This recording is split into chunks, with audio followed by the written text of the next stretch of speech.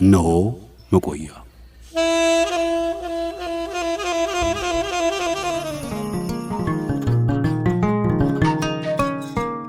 የሁለት አምባገነን መሪዎች ሀገር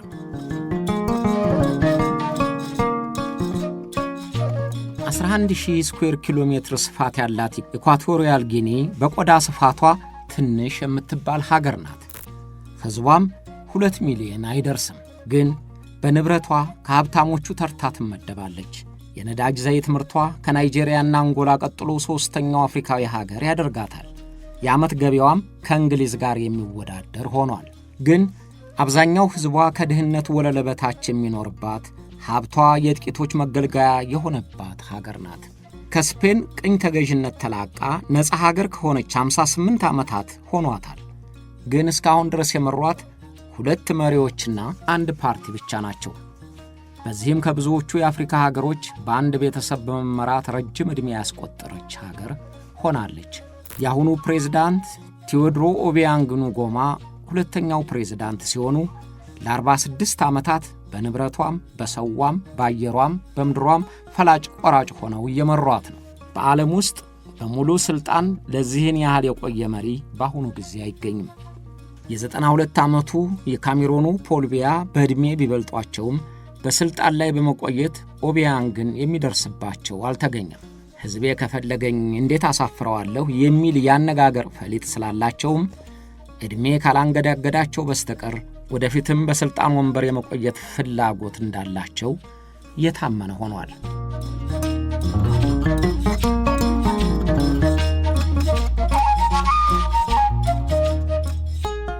ቴዎድሮ ኦቢያንግ ንጉማ ሥልጣን ያገኙት በጉልበታቸው ነው። የመጀመሪያውን ፕሬዝዳንትና የአባታቸውን ወንድም አጎታቸውን ማስያስ ንጉማን ገልብጠው ነው። ፕሬዝዳንት ማስያስ ክፉ፣ ጨካኝ፣ ሕዝቡን በሽብር ሲያሰቃይ በመቆየቱ መወገዱ በሕዝቡ ዘንድ ታላቅ ደስታ ፈጥሮ ነበር። ኮሎኔል ኦቢያንግም የቀዳሚያቸውን ስህተት እያረሙ በአዲስ መንፈስ ሕዝቡን ስላነቃቁት በተስፋ ተቀበላቸው። አጎታቸው ለፈጸመው ተግባር ኃላፊና ሙሉ ተባባሪ መሆናቸውን ሕዝባቸው ቢያውቅም የወደፊቱን መልካም ነገር አስቦ ጠበቃቸው። እያደር ግን በሥልጣን ፍቅር እየተነደፉ የጭቃ ጅራፋቸውን መተርተር ጀመሩ።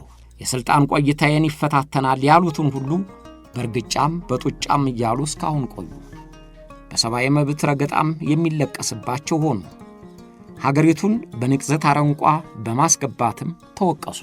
በነዳጅ ዘይት የሚገኘውን ከፍተኛ ገቢ ለራሳቸውና ለቤተሰቦቻቸው ለዘመዶቻቸው ኪስ ማድለብ ያደረጉት ተብለው የሚማረሩባቸው መሪ ሆኑ።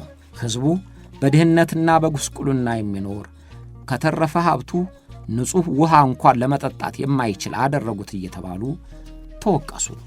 ደጋፊዎቻቸው ደግሞ ኢኳቶሪያል ጊኒ በፕሬዝዳንት ኦቢያንግ ጊዜ ዘምናለች፣ መሠረተ ልማቷ ተስፋፍቷል፣ የሕዝቧ ኑሮም ቢሆን እየተሻሻለ ነው እያሉ ይጽፋሉ።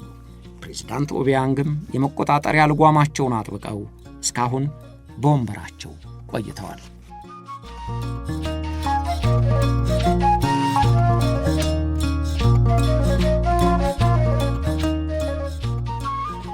ኢኳቶሪያል ጊኒ ነፃነት ማግኘቷ ክፉ መከራ እንዳስከተለባት የሚቆጠር መከራ አሳልፋለች።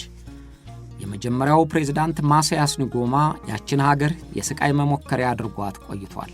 የአሁኑ ፕሬዝዳንት እየረዳው በዜጎቹ ላይ ያደርገው የነበረው እስራት፣ ግድያና ውክቢያ ምነው ስፔን በገዛችን እንዲልና ነፃነቱን እንዲያማርር አድርገውታል። የሚደንቀው ያልተለመዱና አሰቃቂ ቅጣቶችን መሪዎች ሲያስፈጽሙ፣ የተወላገደ ፖሊሲ ሲያውጁ እናስፈጽማለን ብለው የሚፎክሩላቸው እነዚያው በባርነት የቆዩ ዜጎች መሆናቸው ነው። የአሁኑ ፕሬዝዳንት ጭምር የፕሬዝዳንት ማስያስ ሽብር አስፈጻሚ ሆነው ሰርተዋል። ኢኳቶሪያል ጊኒ 11 ዓመታት በማስያስ እጅ በፍዳና በመከራ ቆየች። የኢኳቶሪያል ጊኒ ሕዝብ ነፃነት የሚሰጠውን ደስታ አጣጥሞ ሳይጨርስ ቀይ ገዢዎቹ ያልፈጸሙትን በደልና ግፍ በገዛ ልጆቹ ተቀብሏል። የፕሬዝዳንት ማስያስ መንግሥት የሽብር መንግሥት ሆኖ ሕዝቦቹን በስጋትና ፍርሃት ቆፈን ሸብቦ ያዛቸው። ፍራንሲስ ማሲያስ ከአንደኛ ደረጃ የዘለለ ትምህርት አልነበረውም። ግን በነጻነት ጥያቄው ወቅት ሁሉም ነገር ለሀገሬው ሕዝብ እያለ በመቀስቀሱ ድጋፍ አስገኝቶለት ነበርና ወደ ኃላፊነት እንዲመጣ ረዳው። የመጀመሪያው ፕሬዝዳንት ተብሎ ሥልጣን ከያዘ በኋላ ያልተለመዱ ፍላጎቶችን አሳየ። ዘመዶቹንና የጎሳ አባላቱን በቁልፍ ቦታ መድቦ ቃሉን ሕግ አደረገው። ሁሉንም ነገር እንደ አዲስ መጀመር አለብን ብሎ የባህል አብዮት አካሄዳለሁ ባይሆነ ልክ የካምቦዲያው ፖል ፖት እንዳደረገው አዲስ ማኅበራዊ ሥርዓት መዘርጋቱን አወጀ። የካቶሊክ የክርስትና እምነት የነበሩትን ዜጎች ማምለክ ተከለከሉ። የክርስትና እምነት እንዳይሰበክ አንዳንዶቹም አብያተ ክርስቲያን እንዲዘጉ አዘዘ። የክርስትናን እምነት የሚያመለክት ቁስ በቤት ውስጥ ማስቀመጥ ወንጀል ሆነ። ሁሉም ዜጋ ክርስትናን የሚያመለክተውን ስሙን ለውጦ አፍሪካዊ ስም እንዲሰይም ታዘዘ። ቀብርና ለማኅበራዊ ግንኙነት ተብሎ የሚደረጉ ማናቸውም ስብሰባዎች ተከለከሉ። ከውጭ ሀገር መድኃኒት ማስመጣት ተከልክሎ በባህል መድኃኒት እንዲጠቀሙ ታዘዙ።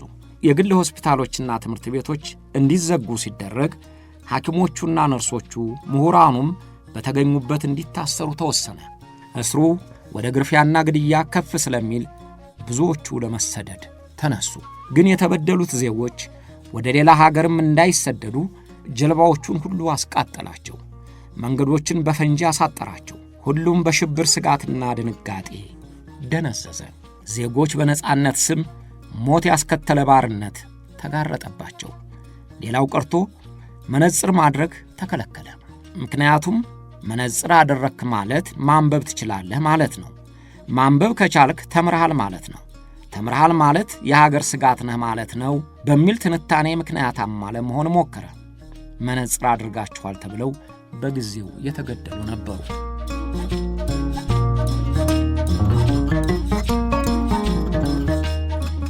በማንኛውም ንግግር በሚደረግባቸው ሥነ ሥርዓቶች ፕሬዝዳንት ማሳያስን ማመስገን ብቻ ሳይሆን እንደ አምላክ ማየት ግዴታ ሆነ።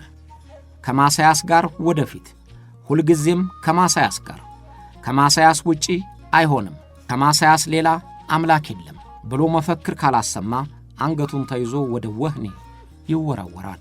ዘግይቶ የአምላክነት ሥልጣን ተሰጥቶኛል ስላለ የመንግሥት ሚዲያዎች አምላክነቱን ለማረጋገጥ መሸነጋ መወትወት ያዙ።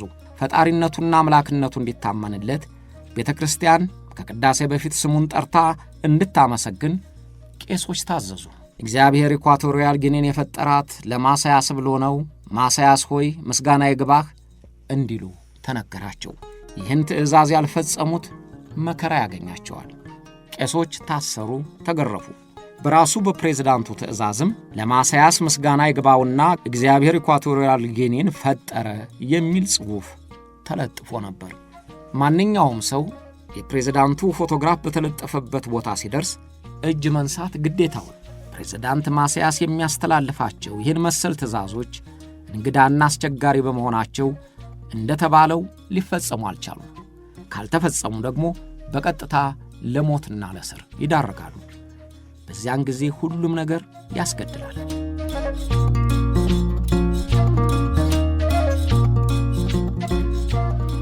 ተቃዋሚዎች ናችሁ ተብለው 150 የሚሆኑ ዜጎች ስቴዲየም እንዲሰበሰቡና እንዲጠበቁ ተደረገ። በፈረንጆች ገና ዕለት የሳንታ ክሉስን ልብስ የለበሱ የገና አባቶች በዓሉን ለማክበር ወደ ስታዲየም ገቡ።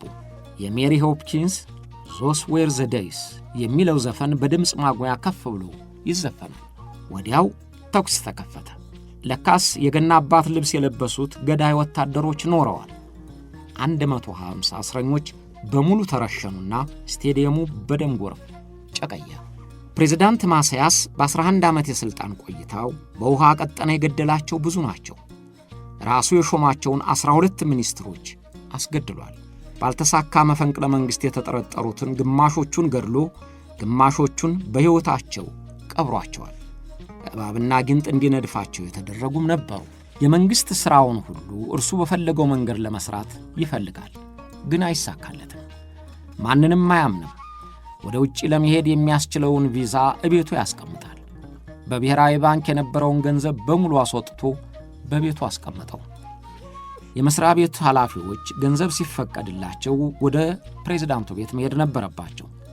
እንዲህ ያለ አሰራር ሕገወጥ ነው ብሎ የተቃወመውን የብሔራዊ ባንክ ገዢ አስገድሎታል። ሁሉንም ስለሚፈራ መቀመጫውን በዋና ከተማው ከነበረው ቤተ መንግሥት ወጥቶ ወደ ትውልድ ቀየው መኖሪያውን አደረገ። ጠባቂዎቹን አደራጀ፣ የራሱንም እስር ቤት አሰራ። ፕሬዝዳንት ማሳያስ ለዚህ ሁሉ ያበቃው በጥንቆላ አጥብቆ ማመኑ ነው እየተባለ ተነግሯል። ፕሬዝዳንት ማሳያስ ለዚህ ሁሉ ጭካኔና እብደት ያበቃው በጥንቆላ አጥብቆ በማመኑ ነው ብለው የጻፏሉ።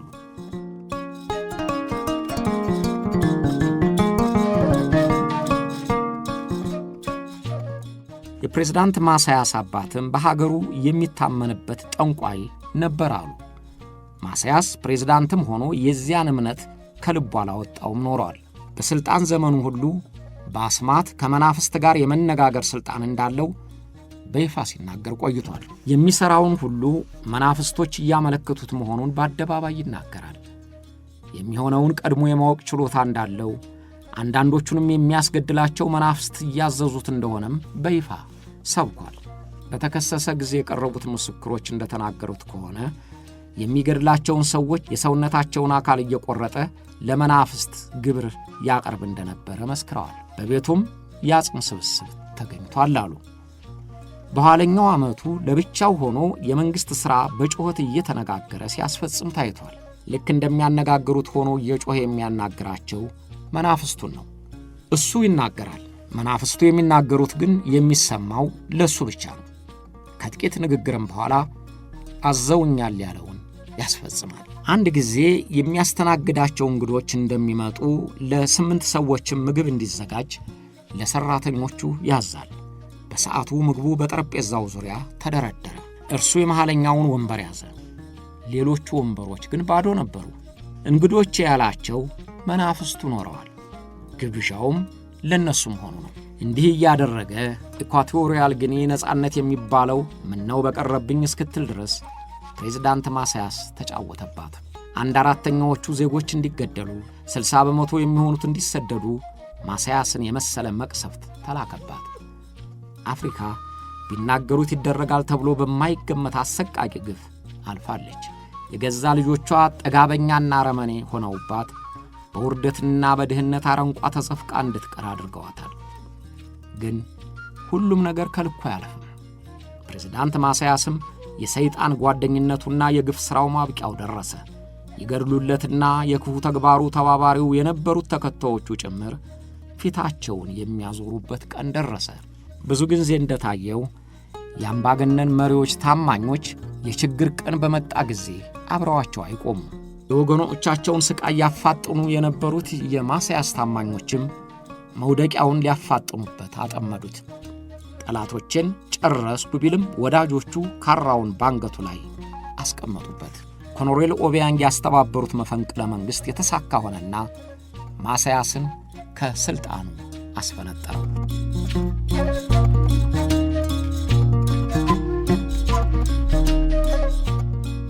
የዚያን ጊዜው ኮሎኔል የአሁኑ ፕሬዝዳንት ቴዎድሮ ኦቢያንግ ንጎማ ባሳጎ የተወለዱት በድንበር ከተማዋ በአኮካም ሲሆን ለወላጆቻቸው ከ10 ልጆቻቸው ሦስተኛው ናቸው። አሁን 84 ዓመት ሆኗቸዋል። በስፔን የትምህርት ፖሊሲ ይተዳደሩ በነበሩት ትምህርት ቤቶች የመጀመሪያና የሁለተኛ ደረጃ ትምህርታቸውን አጠናቀዋል። በሌበር አድሚኒስትሬሽን የመጀመሪያ ዲግሪያቸውን አግኝተዋል። ወታደራዊ ሥልጠናቸውንም በስፔን የጦር አካዳሚ ተምረው በምክትል መቶ አለቃነት ተመርቀዋል። ፕሬዝዳንት እስኪሆኑ ድረስም በኮሎኔልነት ማዕረግ አገልግለዋል። ኦቢያንግ ወደ ፖለቲካው የተቀላቀሉት ኢኳቶሪያል ጊኒ ከስፔን ነጻነቷን ካስመለሰች በኋላ ነው። የአባታቸው ወንድም አጎታቸው ማሳያስ ንጎማ የነጻይቱ ኢኳቶሪያል ጊኒ የመጀመሪያው ፕሬዝዳንት ሆኖ ሲመረጥ፣ ኦቢያንግም ለወደፊት ሕይወታቸው መልካም አጋጣሚ ሆነላቸው። ማሳያስ ዘመዶቹንና የጎሳውን አባላት የሚመለምልበት ጊዜ ነበርና ኦቢያንግ የደህንነት ተቋሙን እንዲመሩ መረጣቸው። የፕሬዝዳንት ጥበቃ ክፍሉንም መርተዋል።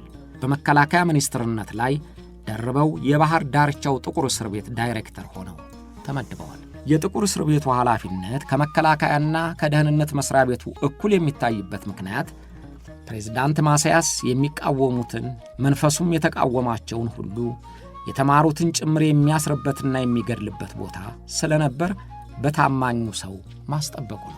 ኮሎኔል ኦቢያንግ በፍጹም ታማኝነት የፕሬዝዳንት ማሳያስን የግፍና የብሪት ትእዛዝ ሲያስፈጽሙ ቆይተዋል።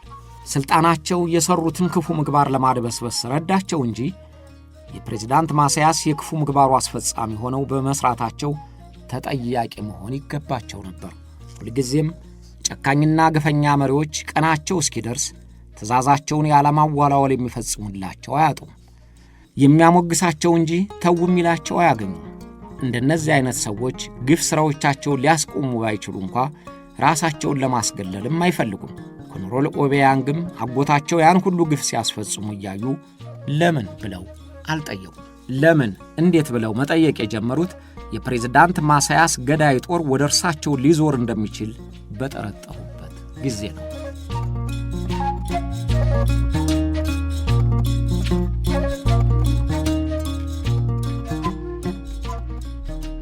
ፕሬዝዳንት ማሳያስ ይቃወመኛል የሚለውን ሁሉ ገደለ። የጎሳ አባላቱንም ገደለ። በመጨረሻ ወደ ዘመዶቹም ገዳይ ሰይፉን አወናጨፈ። የፕሬዝዳንት ማሳያስ የጥበቃ ብርጌድ አባላት ደሞዝ በጊዜው ስላልተከፈላቸው 11 የሚሆኑ ተወካዮቻቸውን ወደ ፕሬዝዳንቱ ላኩ። የማሳያስ ነገር ግን ጤናማ ሰው ይሠራዋል ተብሎ የሚገመት አልነበረምና እንዴት ደፍራችሁ ትጠይቁኛላችሁ ብሎ 11ዱንም ተወካዮች አስገደላቸው። በዚያም ድርጊቱ ሊያርመው የማይችለውን ከፍተኛ ስህተት ሠራ። ከተገዳዮቹ መኮንኖች አንደኛው የኮሎኔል ኦቢያንግ ታናሽ ወንድም ነበር። ያን ጊዜ በሥልጣን ላይ ያስቀመጣቸው ዘመዶቹ ለእኛም አይመለስም ብለው ፈሩ። ከስጋታቸው መገላገያ ብቸኛው መንገድም ከሥልጣኑ ማስወገድ መሆኑን አመኑበት። ወንድሙ የተገደለበት የደህንነትና የእስር ቤቱ ኃላፊ ኮሎኔል ቴዎድሮ ኦቢያንግም የማስተባበር ኃላፊነቱን ወስዶ ዘመዶቹንና የሚያምናቸውን 300 የሚሆኑ የጎሳ አባላት አስተባብሮ መፈንቅለ መንግሥቱን አከናወነ። ፕሬዝዳንት ማሳያስ ዋና ከተማዋን ማሎቦን ለቆ በትውልድ ቀየው ካሰራው ቤት የሚኖር በመሆኑ ቤተ መንግሥቱን ለመቆጣጠር አልተቸገሩም። ሬዲዮ ጣቢያውን ተቆጣጥረው መንግሥት መለወጡን፣ የወታደራዊ ከፍተኛ ምክር ቤት መሰየሙን፣ ኮሎኔል ቴዎድሮ ኦቢያንግም ሊቀመንበሩ መሆኑን ታወጀ። ሕዝቡ በደስታ ጨፈረ። ምንጊዜም ቢሆን በጊዜው በመንግሥት ተበደልኩ የሚል ሕዝብ ስለ ወደፊቱ ቢያውቅም ባያውቅም የወቅቱን እርምጃ ይደግፋል። ፕሬዝዳንት ማሳያስ በሕዝቡ የተጠላ እንደ ጣረ ሞት የሚታይ ስለነበረም መፈንቅለ መንግሥት ያደረጉት ወታደሮች ተቀባይነት ለማግኘት አልተቸገሩም። የወታደሮቹን ሥልጣን መንጠቅ የተቃወሙት ፕሬዝዳንት ማሳያስና ጠባቂዎቹ ብቻ ሆኑ። እነሱም ቢሆን የሰው ሕይወት ቢጠፋበትም በቀላሉ ውጊያ ተሸነፉ። ፕሬዝዳንት ማሳያስም አንድ ራሱን ብቻ ሆኖ አመለጠ። De todas las naciones africanas con la fiebre de la libertad para independizarse de las potencias, consiguió su independencia total el 12 de octubre de 1968. Esto fue un movimiento generalizado. Ya hablando de ነፃነታችንን እንዳገኘን ሁሉም በሰላም ለመኖር ሀገሪቷን ለማሳደግ ተስፋ አድርጎ ነበር። ግን ባለመታደል አዲሱ መንግሥት ቃሉን ሊጠብቅ አልቻለም። በ11 ዓመት ቆይታ ውጤቱ ሕዝቡን የሚጨቁን ሆነ። ብዙዎቹ ዜጎችም ተሰደዱ። በዓለም ዙሪያ ተበታተንን። ወደ ጎረቤት ሀገሮችና ወደ ቅኝ ግዢያችን ስፔን ሄዱ። ይህ ተስፋ ማጣትን የሚያስቀር መፍትሄ እንድንፈልግ በሕዝቡ የተደገፈ ለውጥ እንድናደርግ ገፋፋን። ምክንያቱም ሕዝቡ ለውጥ ይፈልግ ነበር። mucha alegría al pueblo de Guinea Ecuatorial porque esperaba precisamente el cambio, porque muchos preferían quedar con el régimen colonial que vivir en la periodo de la independencia. ፕሬዝዳንት ማሳያስ በአካባቢው ያለው ሰው ጠባቂዎቹ ጭምር እንደሚከዱት ሲረዳ ከጠባቂዎቹ ጋር የተደረገው ውጊያም ባጭሩ መፈጸሙን ሲያይ የሰበሰበውን የአሜሪካን ዶላር ቦርሳው እስከቻለ ጠቅጥቆ ያዘ። እስከ 10 ሚሊዮን ይደርሳል ተብሏል። ቀሪውን ከብሔራዊ ባንክ አስመጥቶ እቤቱ አስቀምጦት የነበረውን የሀገሪቱን 100 ሚሊዮን የሚሆነውን የአሜሪካን ዶላር እሳት ለቀቀበት። ማሳያስ እኔ ከሞትኩ ሰርዶ አይብቀል እንዳለችው እንስሳ ሆኖ የሕዝቡን ገንዘብ መዝረፉ ሳያንሰው አቃጠለው። በሻንጣ ያጨቀውን ገንዘብ ይዞ መኪናውን እየነዳ ወደ ካሜሮን ድንበር ወደሚገኘው ጥቅጥቅ ያለ ጫካ ሄደ። መኪናው ተገኘ። እርሱ ግን ጫካው ውስጥ ገብቶ ጠፋ። ከ10 ቀናት በኋላ አንዲት አሮጊት ሴት በጫካው ውስጥ ስትዘዋወር አይታው መረጃ ሰጠች። ወታደሮች ከያዘው ገንዘብ ጋር ያዙት። እርቦታል። ልብሱ በጭቃ ተለውሷል፣ ተዳክሟል። መናፍስቶቹ ይጠብቁኛል፣ የፈለግኩትን እንዳደርግ ያግዙኛል ሲል የነበረው ፕሬዝዳንት የተጎሳቆለ ምርኮኛ ሆኖ ወታደሮች ግራና ቀኝ ከበው ሰንሰለት በእጁ አስገብተውበት ወደ ከተማ አመጡት። የሚያምናቸው መናፍስቶችም አልተከተሉትም። ለፍርድ ቀረበ። 101 ክሶች ተመሰረቱበት። በገፍ የሚቆጠሩ ዜጎች ለምስክርነት ካልቀረብን አሉ። ብዙ የሚዘገንኑ ሰው መሆንን የሚያስጠሉ ግፎችና ስቃዮች በጥቁሩ ወህኒ ቤት መፈጸማቸው ተመሰከረ። ግን ያን ሁሉ ወንጀል የሚያስፈጽሙት አዲሱ የሀገር መሪ ኦቢያንግ ይጠየቁ አልተባለም።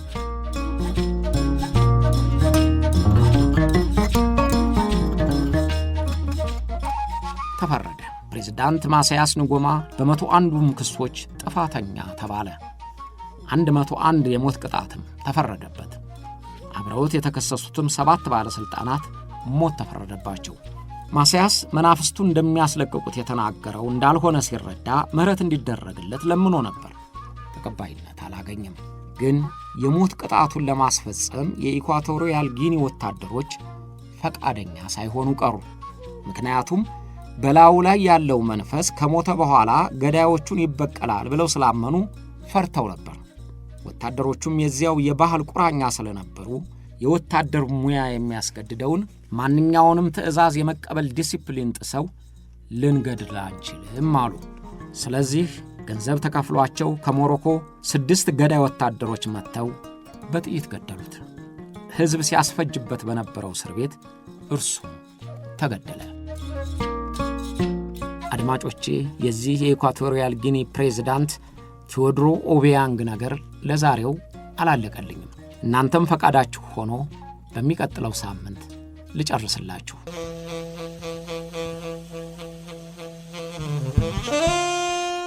አብራችሁን ስለቆያችሁ እናመሰግናለን።